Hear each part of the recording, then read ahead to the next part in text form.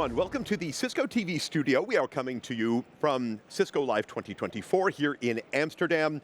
My name is Steve Multer, and I am joined in the studio today by fantastic partners in the IT and the OT space. I've got Sonja Pierre here with me. Sonja is country manager for Intel Germany and also director of EMEA Digital Sales. I'm so glad that you're with us. I'm also joined by Uwe Peter, and Uwe is our general manager for Cisco Germany. So glad to have both of you with us today. Thank you for being here. Thank you, it's great. Thanks for having us. All right, so I think I can speak for both of us, Uwe, when I say partnership to us here at Cisco. It's everything, it's vital, right? It's how we create, it is how we innovate together, it's how we lead. And Sonja, Intel, one of the greatest long-term partners and most valued long-term partners for us here at Cisco, and you know this really better than anybody else because you're a Cisco person for many moons. I'm a former Cisco employee and I know Uwe 20 years now, so it's really great to be here. Sonja. It feels a little bit like coming back to the Cisco family, so thank you for having me here. Are we going to woo you back in? Are you now, you're here at the show and you're saying, I don't know, maybe I need to go back and rejoin that crew? We don't talk about this. We don't talk about this. That's not a problem at all. All right, let's talk about the industry today. Interesting times we live in. Demanding, commanding, we're getting more digital every single day. AI is coming on stronger. We are hearing about it literally everywhere we go on the show floor. More apps, more data, which creates more security exposure. Uwe, let's talk about the trends, because I think what this all means is opportunity for us, right? Yeah, absolutely. I mean, digitalization is redefining the economic wealth of our companies and countries, if you want. And I like to think about it like almost this Maslow hierarchy of needs, where in the lower level, we talk about productivity, right? We have to do more with less people every single time. But then at the second level, there's security. And you could argue from IT, security is almost like the base level, but reality is most of our customers started with productivity and forgot a little bit about security, and now they're very, very worried. So we have to get that right. And at the third level, it's creating, it's purpose. It's like new products, AI-driven products, which really enhance our wealth. It's so true. Sonja, from your perspective on the Intel side, what Uwe just said there, what do you think it is? Do you think it's more the nature of digitization, it's more the nature of the trends in the marketplace drawing us toward AI? What's really creating the biggest challenge for us at the moment? Yeah, I think I can echo what Uwe said, obviously. And on top of that, I would say it is really important that we in Europe also change our culture. We need to be faster in adapting. We need to be more flexible how we are doing the business together. Yeah, and I think this also leads us to that we have to join forces. And we do that as Intel and Cisco very well for the last 25 years. So that means we are showing that we have together much more power if we are doing the things together, and obviously we have products and solutions we are building together all over, and this is the time to market going there is what is really important, and Cisco is adapting our Intel's technology very fast, which is great and we are very thankful for. I couldn't agree more, Sonja, actually. I mean, for us in Europe and the EMEA, it's so important that we are good in many, many things, but you know, we need deep partnership with American technology companies such as Intel, such as Cisco, to really bring our economies to the next level.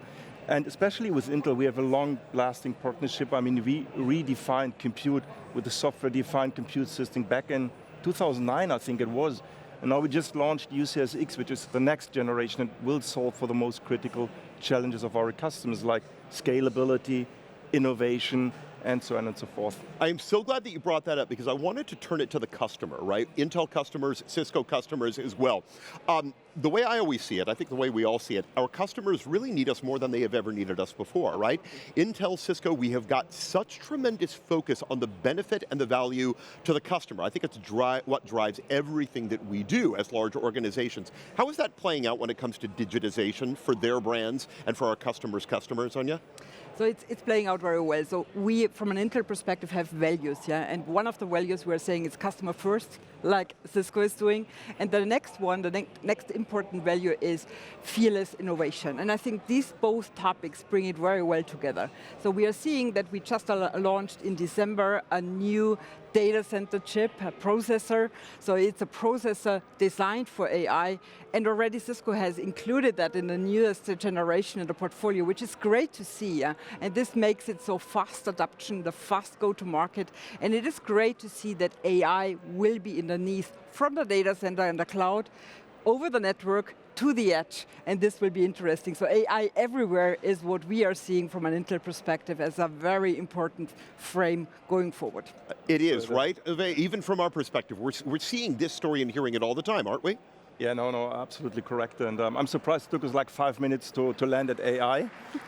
Though, to be honest, I mean, it's nothing new. I mean, 10 years ago, we talked about data being the new oil. We talked about big data. We talked about quantum computing. Yeah. And AI is just another algorithm. But what we now saw is that kind of an iPhone moment, I almost kind of call it, because of generative AI becoming available and making it so easy to get the extracted value out of the data. And hence, we see it all over in my country, in Germany, and I'm sure it's the same in all of the countries of EMEA.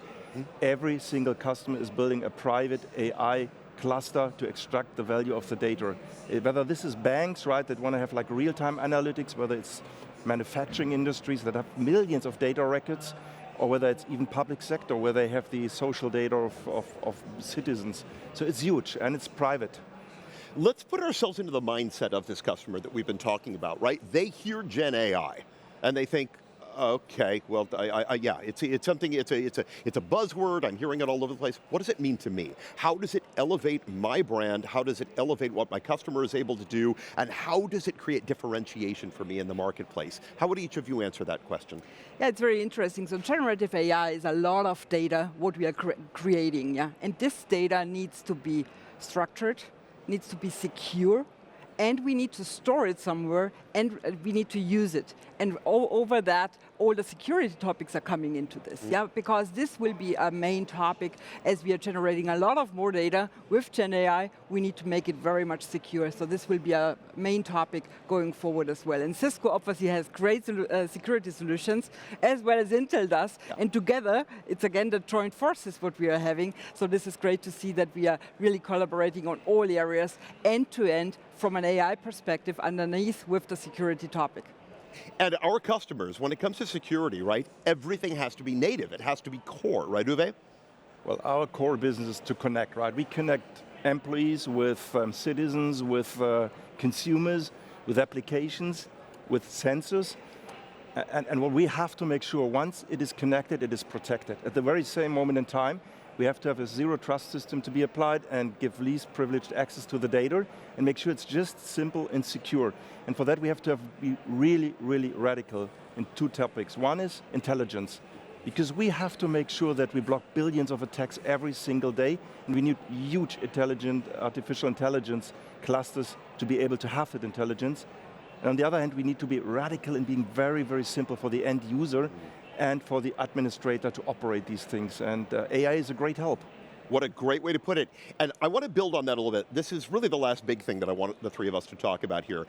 Last month, timing is perfect, our Cisco Cybersecurity Readiness Index came out, and it was so surprising, so revelatory, right? Only 15% of global organizations right now today have got a cybersecurity posture that is mature enough to be able to defend against the risks of today's digital world. So what do we say to our Intel customers, our Cisco customers, and say, you can deal with this, you can overcome that obstacle? What are we telling them? It's unbelievable, right, to be honest. Yeah. Yeah, so it is really important to understand that we need to have different layers of security. And from us, from an Intel perspective, we have the security into the hardware, so hardware built, so it's a trusted foundation.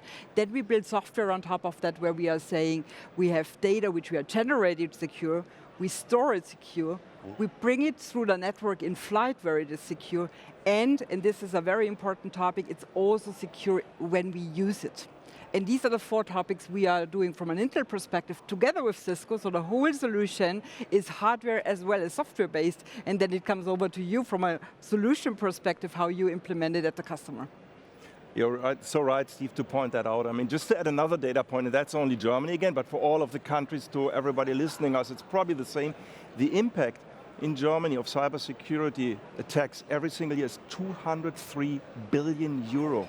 It's like 40% of our federal budget, our federal household. Like, it's immense. And I ask myself, why are we not able, why are we not capable to protect our economy in a better way? And the good message is it is possible if you make it a priority. Because with all these technologies we have, we from Cisco, for example, We block more than 20 billion attacks on a daily basis for our customers.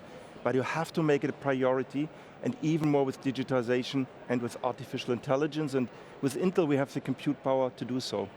That is such a good button for us to leave it on, because it empowers all of our viewers, everybody who's paying attention and listening to us. And even on the sustainability front, which we didn't get to right now, but so vital for both organizations, and it plays into how we deal with the energy demands of everything you were just talking about. Uwe, Sonja, such a pleasure to talk with you both. Congratulations on all the amazing work you're doing. If you happen to be here in Amsterdam with us, check out the Intel booth and what they're doing. Go over to the showcase and see what we're doing on the Cisco side. Friends, a real pleasure to have you with us. Thanks to all of you for joining us. Steve, thank you so much. It was such a great conversation, and to hear from one of our really valued partners and the great things that we've done together with Cisco and with Intel together. So we are here at the Cisco TV studios. It's here at Cisco Live Amsterdam 2024, and there is so much going on just around, here. You can see here, learning and certifications. We've just talked about that. You can see there are lots of people kind of coming by, really excited to learn about what they could be doing here at the show, which certifications they can be part of, and you can see there's some. It's very busy. There's lots of theatre talks as well, so people are really leaning in and just really kind of taking everything in and learning everything live. It's different, obviously, when you're online and you're just kind of reading about it, but to actually share stories of people that are actually doing the certifications, which bits they're finding easy, which bits they're finding hard, it's really great to be able to connect with other attendees for that. So let's now move and talk about Intel. Obviously, we just heard from Intel, but now we're going to go into a specific session where Intel are going to be talking about a customer study, a joint one with Cisco, and the customer is Cluster Power. They're going to be talking about how they are advancing IT sustainably. There's so many tick boxes here for me personally. I love to hear about partnerships, I love to hear about sustainability, and of course I love to hear customer stories, so it's going to be a great opportunity for us to do that. So by joining, you'll learn how this customer has built a data center with Cisco and with Intel compute technology, and how they're powering it with green energy as well. I think that's really interesting, in particular to this customer and this use case. Enjoy this session. We're going to see you right back here afterwards.